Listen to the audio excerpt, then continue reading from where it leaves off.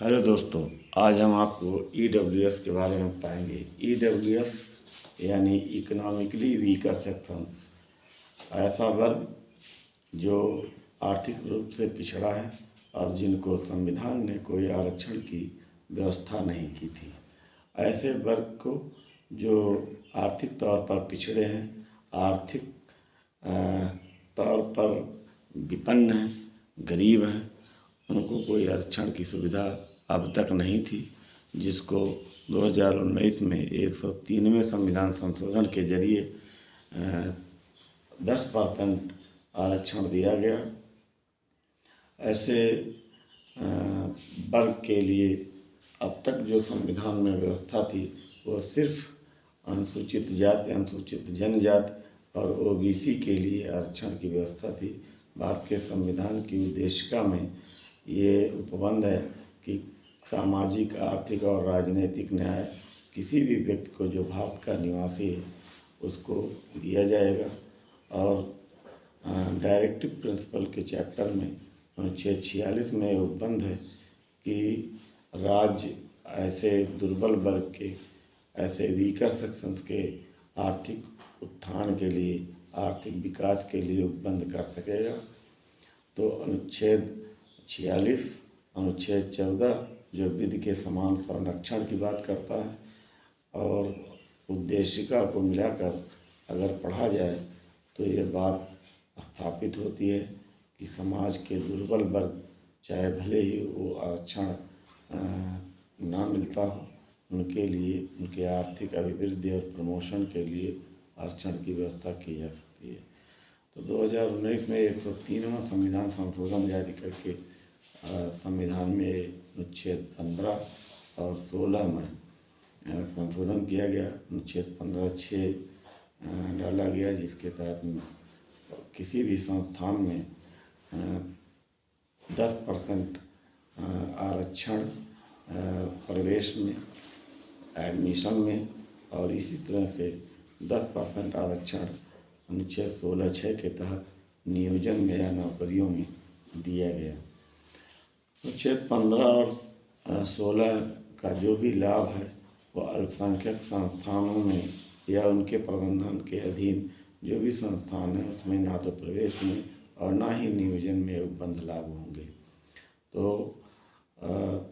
अब ये क्राइटेरिया कौन सी होगी, कौन वो लोग होंगे सामान्य वर्ग के जिनको ये आरक्षण प्राप्त होगा, तो वो क्राइटेरिया समय समय पर शासन जारी करता है।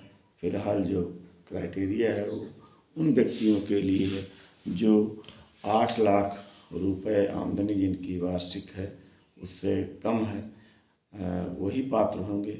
इसी तरह से ऐसे व्यक्ति जिनके पास 5 एकड़ कृषि भूमि से कम है उन्हें एक पात्रता होगी। इसी तरह से अगर वो 1000 स्क्वायर फीट का प्लाट उनके पास है, आवासीय भूखंड है, तो भी पात्र नहीं होंगे। शहरी क्षेत्र में अगर कोई व्यक्ति 100 स्क्वायर यार्ड का भूखंड रखता है, आवासीय भवन रखता है, तो भी पात्र नहीं होगा। इसी तरह से गांव में अगर 200 स्क्वायर यार्ड का आवासीय भूखंड है, मकान है, भवन है, तो वो भी पात्र नहीं होगा। अगर इन जो ये क्राइटेरिया है इसकी सर्किल में, इसकी परिधि में आने वाले सभी व्यक्ति को 10% आरक्षण मिलेगा, अदरवाइज उनको आरक्षण नहीं मिलेगा। इसके लिए तहसील से ईडब्ल्यूएस सर्टिफिकेट जारी कराया जाता है, जिसको तहसील के जो तहसीलदार महोदय हैं वो जारी करते हैं।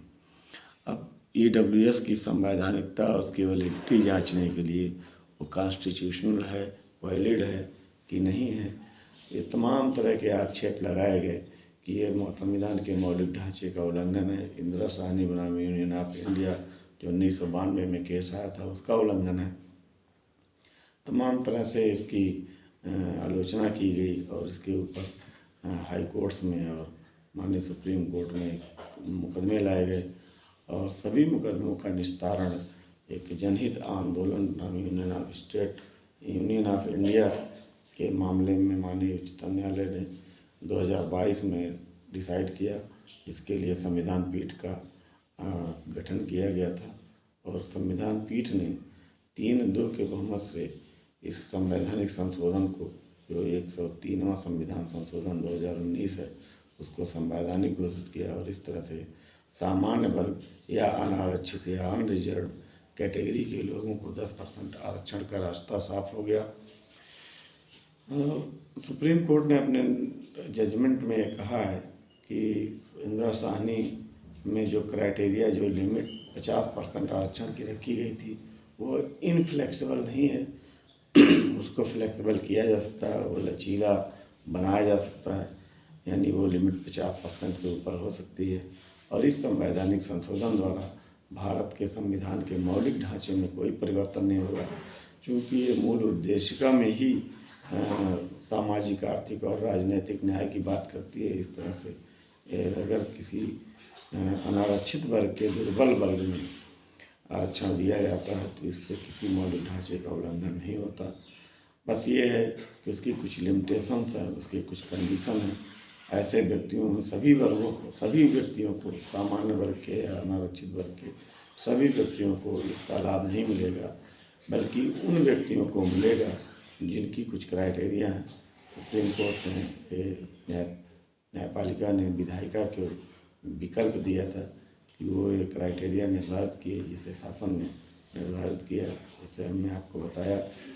तो इस प्रकार से सामान्य या अनारक्षित, अनरिजर्व कैटेगरी के लोगों को, उनमें से कुछ वीकर सेक्शंस की कैटेगरी में वो लोग आते हैं जो हमने 4-5 क्राइटेरिया बताया। अगर ये उनके पास नहीं है तो वो दुर्बल हैं, कमज़ोर हैं और उनको ये आरक्षण का लाभ मिलेगा। तो वितरण न्याय संविधान की एक बृहत्तर योजना, एक कल्याणकारी दृष्टिकोण, प्रतिनिधित्व प्रत्येक वर्ग, प्रत्येक संवर्ग, चाहे वो किसी भी कास्ट का हो, किसी भी सेक्शन का हो, उसे देने का बंद जो संविधान में किया गया, उसी के अनुरूप ये संवैधानिक संशोधन है। और हम अगली बार एक नए टॉपिक के साथ मुलाकात करते हैं। धन्यवाद।